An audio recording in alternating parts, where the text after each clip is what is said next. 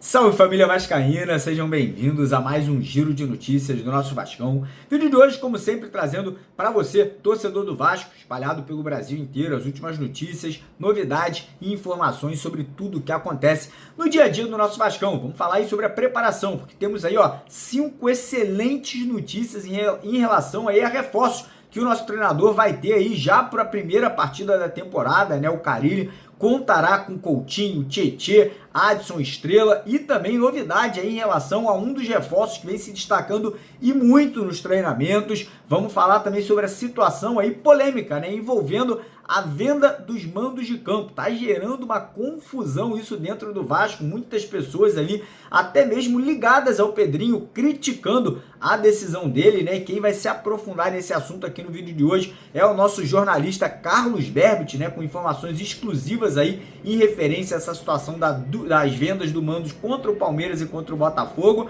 E também vamos trazer notícias sobre mercado da bola. Será que o Vasco vai contratar jogador? Será que tem atacante chegando aí para o início do Campeonato Brasileiro? E vamos falar também sobre situações envolvendo a SAF do Vasco, porque ontem tínhamos uma definição na Justiça do Rio de Janeiro, né, que vai ter um impacto aí no futuro do nosso clube, e também notícias diretas lá da terra do Tio Sam, lá dos Estados Unidos, uma notícia que também pode ter um impacto, e um impacto gigantesco aqui na questão judicial envolvendo Vasco da Gama e 777 Partners. Então fica com a gente até o final do vídeo para você não perder nenhum detalhe, nenhuma notícia que a gente vai estar trazendo. Peço também a sua colaboração, peço a sua ajuda aí deixando aquele joinha, deixando aquele like no nosso vídeo. E você vascaíno que ainda não é inscrito, você que ainda não segue a gente aqui no canal, fica aí o convite para você todo dia ter notícia, ter informação do Vasco aqui em primeira mão, sempre com exclusividade. Corre lá embaixo do vídeo, clica naquele botão vermelho escrito inscreva-se,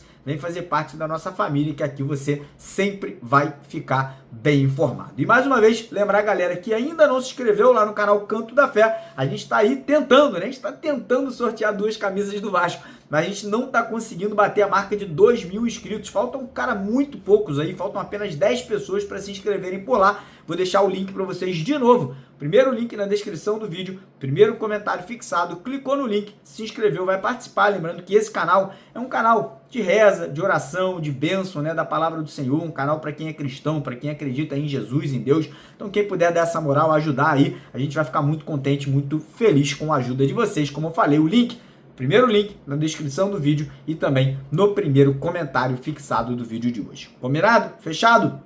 Então bora começar o vídeo falando de preparação, né? Preparação essa que ontem teve um dia muito positivo, né? Eu trouxe para vocês ontem à tarde aqui no canal com exclusividade. Quem assistiu o vídeo já tá por dentro, mas eu vou repetir. Teve muita gente que acabou não assistindo ontem, que é a situação seguinte. Ontem tivemos aí 4 jogadores liberados pelo departamento médico, estão aí totalmente liberados para voltarem aí a jogar com a camisa do Vasco. Tietê, Estrela, Adson e também o Felipe Coutinho, né? Inclusive Coutinho e Adson participando ali das atividades, muito elogiados, né? Parece que a forma física do Coutinho não está tão ruim assim. O Adson tá voando, pelo que a gente apurou, né? A forma física dele vem realmente surpreendendo positivamente a todos ali, né, que participam dos treinamentos, né? Muita gente achava que o Adson não estaria pronto, né, que talvez ia demorar 2, 3, 4 semanas ali para ter condição, né, de estar voltando a sua plenitude física, mas parece que não, parece que o Adson voltou e já quer brigar por titularidade, o que é realmente muito positivo, né? E aí temos também notícias em relação a Benjamin Garré e Nuno Moreira, né? Os dois ali que vinham treinando como titulares. O Nuno vem agradando e muito a comissão técnica, né? Muita gente elogiando o Nuno Moreira, mas o Garré também, né? Parece que o Garré aos poucos vem se adaptando, vem crescendo ali na parte física, né? Ele que ainda não tinha começado a temporada lá no futebol da Rússia, mas parece que nas últimas semanas aí o Garré ganhou espaço e vai brigar por titularidade também. Um jogador muito técnico, muita visão de jogo, boa finalização. Então o Vasco aí ganhando bastante aí nesse setor de meio de campo. Quem ainda não está muito adaptado é o Lloyd Augusto, né? Parece que ali nos treinamentos ele ainda está demorando um pouquinho, tá ali realmente aí tendo o seu tempo aí para poder conseguir aí ganhar seu espaço dentro do elenco vascaíno. Mas, enfim, notícias positivas, notícias boas, né, para o torcedor vascaíno para essa estreia aí contra o Santos no domingo, né? Lembrando que o Neymar estará em campo, está confirmado, né? E agora fica a cargo do Carille, como ele vai montar essa equipe, né? Qual vai ser aí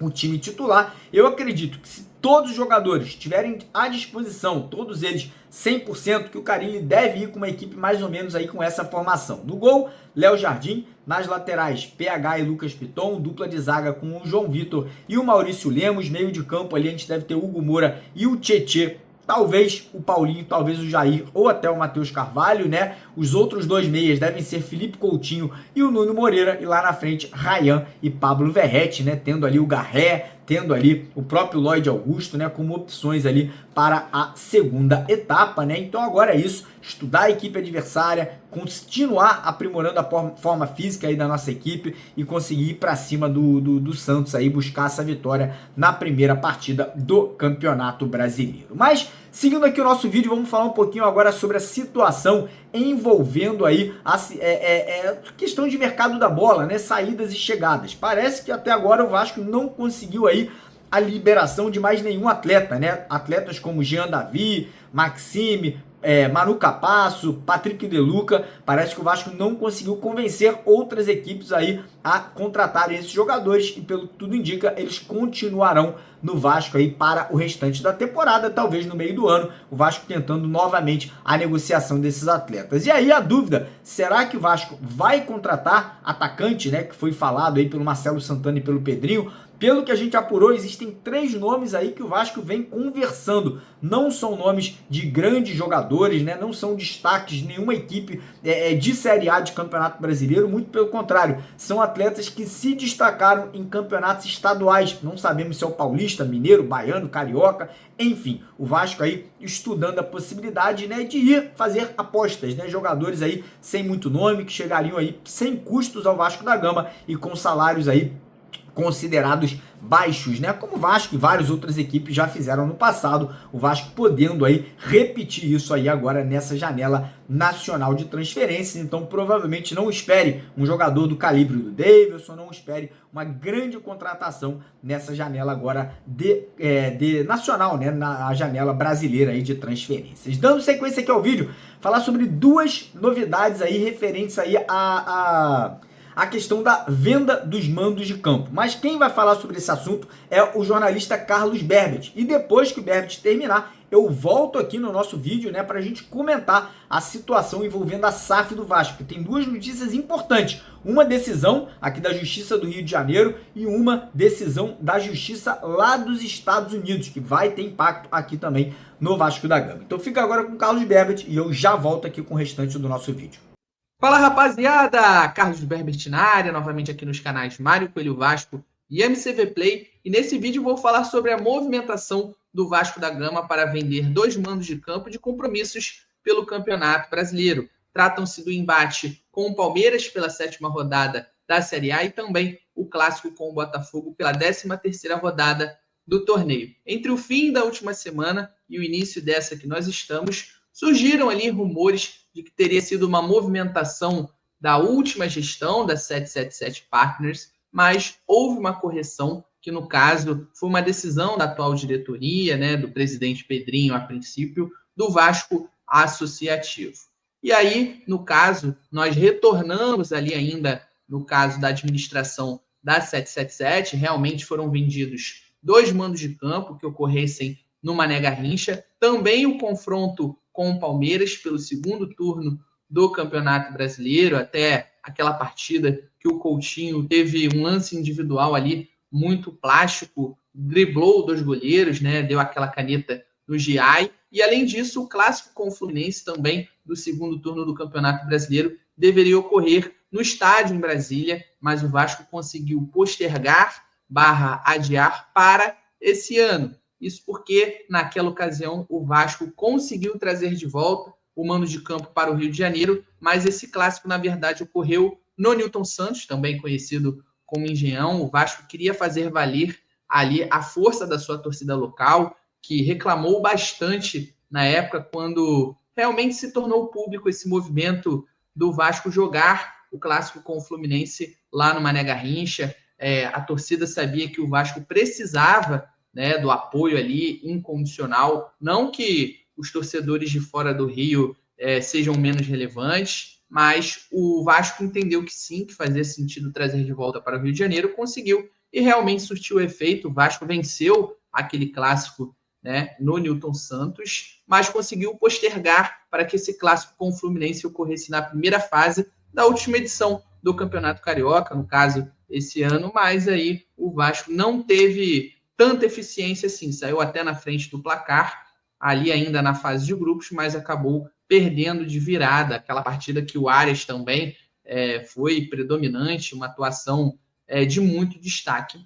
Mas, enfim, a diretoria atual, né, sob a figura do presidente Pedrinho, alega que recebeu 2 boas propostas do grupo Metrópolis, que administra o Mané Garrincha, e aí aceitou a venda do mando de campo, cada partida por R$2 milhões, ou seja, esses embates com o Palmeiras e o Botafogo pelo primeiro turno, né, do Campeonato Brasileiro vão render pelo menos R$4 milhões, com a possibilidade do Vasco aumentar esse lucro no jogo com o Palmeiras, em específico, pelo bônus de R$500 mil, caso esse duelo alcance ali um público de 50 mil pessoas, o que é bem possível, até porque as torcidas entre Vasco e Palmeiras são muito amigas, então acho que é bem possível de alcançar. É bem fácil, uma meta ali, bem tranquila, bem simples para as 2 torcidas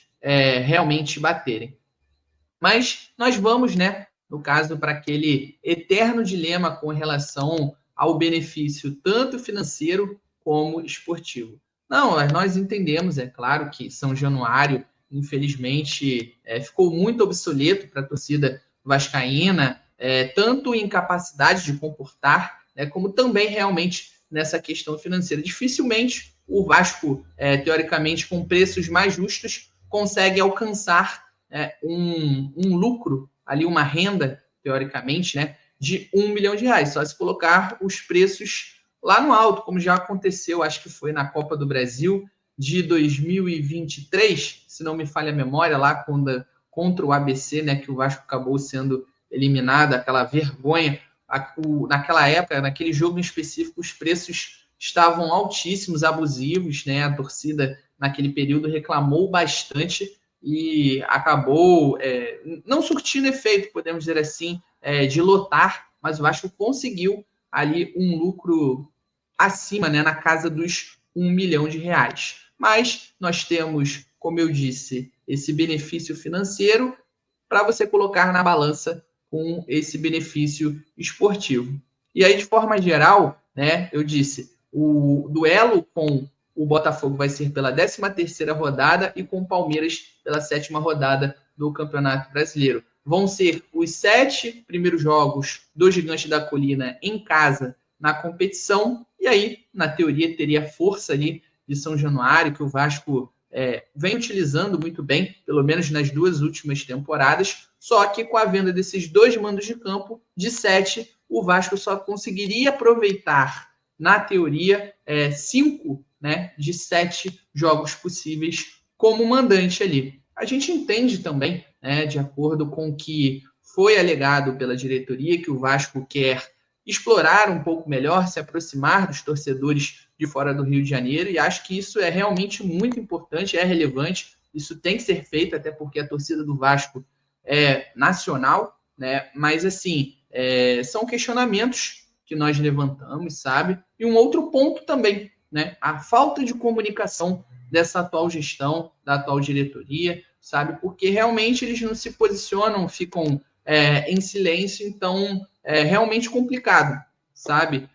Você saber o que é certo, o que é errado, como aconteceu exatamente nesse caso em específico. Primeiro foi dito, né, que teria sido um movimento da antiga administração com a 777 Partners, mas depois houve uma correção apenas já no início dessa semana, que na verdade foi uma movimentação da atual diretoria. Mas custa, né, no caso, os principais administradores, né, as principais figuras dessa atual gestão virem a público e se manifestarem, sabe? Acho que não custa nada. A comunicação, acho que é a base de qualquer relação, seja ela amorosa, pessoal, né? De amizade, profissional também.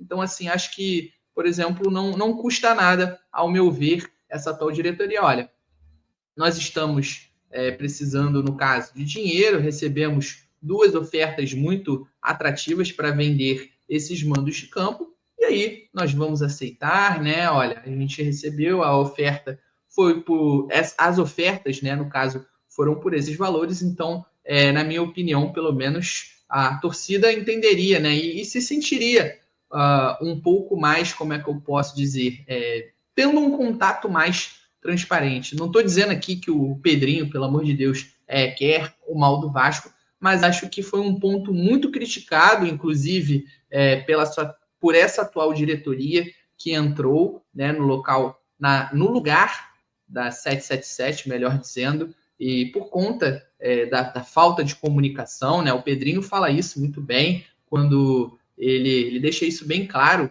quando ele fala que ele perguntou sobre as garantias, né, da época da 777, que foram primordiais para ele tomar a decisão de entrar na justiça para retomar ali o controle, né? E acaba que essa atual gestão vem dando esse tiro no pé, meio que fazendo, não igualmente, mas tendo essa falha semelhante ao que foi a 777 Partners. Então, acho que, acima de tudo, o Vasco precisaria melhorar essa comunicação, dialogar um pouco melhor com a sua torcida, porque, claro, os vascaínos em si sabem da força que São Januário tem, novamente, né, aquela velha discussão entre o benefício financeiro e o benefício esportivo. Então é isso, rapaziada.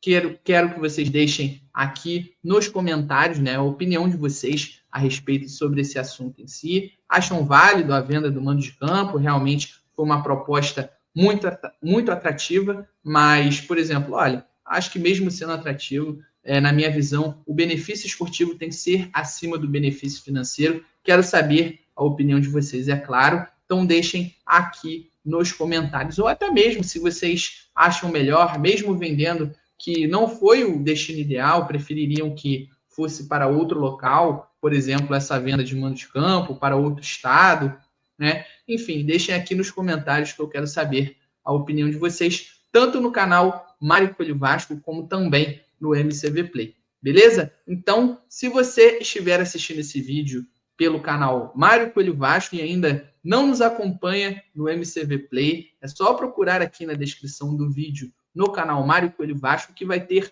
o link que vai redirecionar vocês direto lá para o MCV Play. E vice-versa também. Se vocês estiverem no MCV Play e não nos acompanharem no canal Mário Coelho Vasco, é só procurar aqui na descrição do vídeo o link que vai redirecionar vocês para o canal Mário Coelho Vasco, beleza? E antes de deixarem esse vídeo, não esqueçam de deixar o like, se inscrever nos canais, beleza? Deixar o like nos 2 vídeos, por favor. E também ativarem o sininho de ambos os canais para vocês receberem as notificações de vídeos novos postados, que nós sempre tentamos, né, de forma com muita qualidade, com muito capricho, deixar vocês vascaínos atualizados sobre o noticiário vascaíno, principalmente do dia, com um pouco de opinião também, informação em primeira mão quando nós temos acesso. Beleza? Então é isso, rapaziada. Tamo junto e até a próxima.